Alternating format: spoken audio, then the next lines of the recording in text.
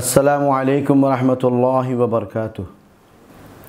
তো প্রিয় দিনী ভাই বোনেরা, আসুন আমরা ইসলামের দৃষ্টিভঙ্গিতে কদমবুসি কী ও কেন, ইসলামের আলোকে এটা জায়েজ কিনা আপনাদেরকে পরিষ্কার করে দিচ্ছি। বিশেষ করে কদমবুসি, এটি ফার্সি। কদমবুসি এই শব্দের অর্থ হলো কদমে চুম্বন করা। তো কদমবুসি আমাদের সমাজে আমরা অনেকে দেখি, পীর ও মুর্শিদ, মা বাবা, বিভিন্ন বড়জনদেরকে কদমবুসি করতে দেখি, অর্থাৎ পায়ের মধ্যে চুমু খেতে দেখি, অথবা আমাদের দেশে কদমবুসিকে পা ছুঁয়ে সালাম করে, সেটাও আমরা দেখি। প্রিয় নবী সাল্লাল্লাহু আলাইহি ওয়াসাল্লামের পবিত্র হাদিসে পাক থেকে কদমবুসি বিষয়ে পরিষ্কার ধারণা চলে আসে। রাসূলে পাক সাল্লাল্লাহু আলাইহি ওয়াসাল্লামকে প্রিয় নবীর সাহাবায়ে কেরামরা কদমবুসি করেছেন। তো কদমবুসি করেছেন তার দলিল কোথায়? সিহাহ সিত্তার অন্যতম হাদিস গ্রন্থ আবু দাউদ শরীফের 5225 নম্বর হাদিস। আন জারে' রাদিয়াল্লাহু তাআলা আন ওয়া কানা ফি ওয়াফদ আব্দুল কায়েস قال لما قدمنا المدينة فجعلنا نتبادر من رواحلنا فنقبل يد النبي صلى الله عليه وسلم ورجله। এই হাদিসের মধ্যে হযরত জারে' রাদিয়াল্লাহু তাআলা আন বর্ণনা করেছেন, তিনি বলেন, আমরা মদিনা শরীফে একটি সফর থেকে যখন আগমন করলাম, আগমন করে সাওয়ারি থেকে, বাহন থেকে দ্রুত নেমে রাসূলে পাক সাল্লাল্লাহু আলাইহি ওয়াসাল্লামের হাত মোবারকে এবং পায়ে পা মোবারকের মধ্যে চুম্বন করলাম। অর্থাৎ তারা দ্রুত বাহন থেকে নেমে আল্লাহর হাবিবের হাত মোবারকে এভাবে চুমু দিলেন এবং রাসূল পাকের পা মোবারকেও চুমু দিয়েছেন। এই হাদিসটি সহিহ হাদিস।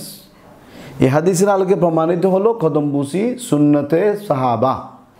সাহাবায়ে কেরামরাও একে অপরকে, বয়োজ্যেষ্ঠ বা মুরব্বীদেরকে কদমবুসি করেছেন। তার প্রমাণ আদাবুল মুফরাদের মধ্যে ইমামে বুখারী রহমতুল্লাহ আলাইহি 985 নম্বর হাদিস উল্লেখ করেছেন। হযরতে সুহাইব রাদিয়াল্লাহু তাআলা তিনি বর্ণনা করেছেন, রাআইতু আলিয়ান ইউকাব্বিলু ইয়াদাল আব্বাস ওয়া রিজলাইহি।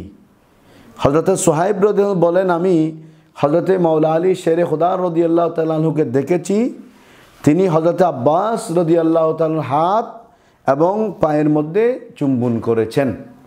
তাহলে বোঝা গেল প্রিয় নবী সাল্লাল্লাহু আলাইহি ওয়াসাল্লামের কদমবুসি এবং সাহাবায়ে কেরামরাও কদমবুসি করেছেন।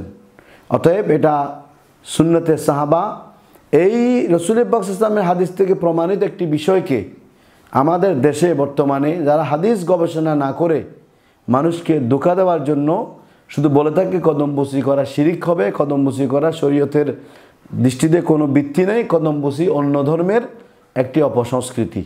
আসলে সেইটি বিষয় আমরা গভীরভাবে চিন্তা করলে বুঝব যে আসলে এই বিষয়টাকে কেন গোলাট করা হচ্ছে। যদি এটা শিরিক হতো, এটা যদি নাজায়েজ হতো, সাহাবায়ে কেরামরা প্রিয় নবী সাল্লাল্লাহু আলাইহি ওয়াসাল্লামকে কদমবুসি করতেন না। আমাদের দেশে বিশেষ করে যারা কদমবুসিকে নাজায়েজ বলতে চায় তাদের একটা যুক্তি রয়েছে। যুক্তি কি? মানুষ যখন কদমবুসি করে মাথা নুইয়ে যায়, অর্থাৎ মাথা ঝুঁকে, তো মাথা ঝুঁকলেই যে শিরিক হয়ে যাবে, এটা কেমন কথা? মাথা ঝুঁকলেই শিরিক হয়ে যায়, আসলে তাদের কথাটি ভিত্তিহীন। মাথা ঝুঁকলেই শিরিক হয় না। এ ধরনের যদি শিরিক হয়ে যায় তাহলে অনেক কাজ শিরিক হয়ে যাবে। যেমন আমি কয়েকটা উদাহরণ দিচ্ছি। আমাদের দেশে মসজিদের মধ্যে আপনি যখন নামাজ পড়বেন, আপনি যখন সিজদা দিবেন, আরেকজন মুসল্লির পায়ের দিকে আপনার মাথাটা ঝুঁকে যায়, তাহলে কি শিরিক হবে? আপনি আল্লাহকে সিজদা করতেছেন, কিন্তু একটা মুসল্লির পায়ের দিকে আপনি সিজদা করছেন, পায়ের দিকে আপনার মাথাটা ঝুঁকেছে, তাহলে কি শিরিক হয়ে গেল? কখনো না। আমাদের দেশের চাষিরা, বাংলাদেশে ধান চাষ করার জন্য যারা চাষ করে থাকে, চাষ করার সময় এরা মাথা ঝুঁকে চাষ করতে হয়, তাহলে কি শিরিক হবে? 2 নম্বর, মাথা নিচু করে আমাদের দেশে অনেক কাজ করে মহিলারা, বিশেষ করে অনেক কাজ করার ক্ষেত্রে মহিলাদের এরা মাথা ঝুঁকে যায়, তাহলে কি এটা শিরিক হবে? কিছু আপনার পকেট থেকে পড়ে গেছে, এটা নেওয়ার সময় কারোর সামনে আপনি মাথা ঝুঁকে সেটা নিলেন, সেটা কি শিরিক হয়ে গেল? এভাবে অনেক কাজের মধ্যে মাথা ঝুঁকে যায়, কিন্তু এই জন্য শিরিক হবে না। বিশেষ করে আমাদের দেশে তো কদমবুসি পায়ের মধ্যে, হাতের মধ্যে ঠোঁট লাগাতে হবে, কদমবুসি মানে চুমো দেওয়া। কিন্তু আমাদের দেশে তো এটাও করে না, বরং এটাকে আরেকটু আপডেট করেছে। সেটা কি, হাজার আসওয়াদের মধ্যে আপনারা দেখতে পারবেন বিসমিল্লাহি আল্লাহু আকবার ওয়ালিল্লাহিল হামদ। হাজার আসওয়াদের মধ্যে চুমো দেওয়া সুন্নাহ, কিন্তু ভিড়ের কারণে অনেকে চুমো দিতে পারে না, তা কী করে এভাবে হাতের মধ্যে চুমো দেয়, বিসমিল্লাহি আল্লাহু আকবার ওয়ালিল্লাহিল হামদ। তা আমাদের দেশে অনেকে তো প্রায় সেরকমই করে, ডাইরেক্ট জবান দিয়ে কেউ চুম্বন করে না অনেকেই, বরং হাতটা লাগিয়ে হাতের মধ্যে চুম্বন করে। এটাই কদম বুসি, এটা পা ছুঁয়ে সালাম। বিশেষ করে যদি মাথা ঝুঁকে যদি সালাম করা শিরিক হয়, রাসূল পাক সাল্লাল্লাহু আলাইহি ওয়াসাল্লামের সাহাবীরা যখন আল্লাহর হাবিবকে চুমু দিয়েছিলেন, তখন তাদের মাথা কোথায় রেখেছিলেন?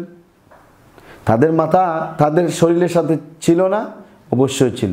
তো তাদের মাথা তাদের দেহের সাথে ছিল, তো তারা তো মাথা অবশ্যই ঝুঁকতে হয়েছে। মাথা যেহেতু মাথা ঝুঁকানো ছাড়া আল্লাহর হাবিবের পা চুম্বন করা সম্ভব ছিল না, হাত মুবারকে চুম্বন করা সম্ভব ছিল না যদি তারা মাথা নিচু না করত।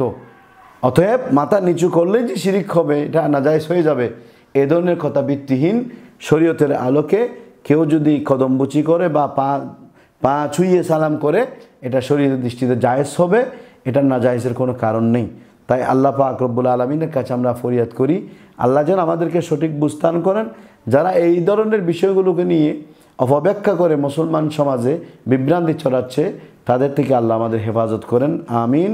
আসসালামু আলাইকুম ওয়া রাহমাতুল্লাহি ওয়া বারাকাতুহু।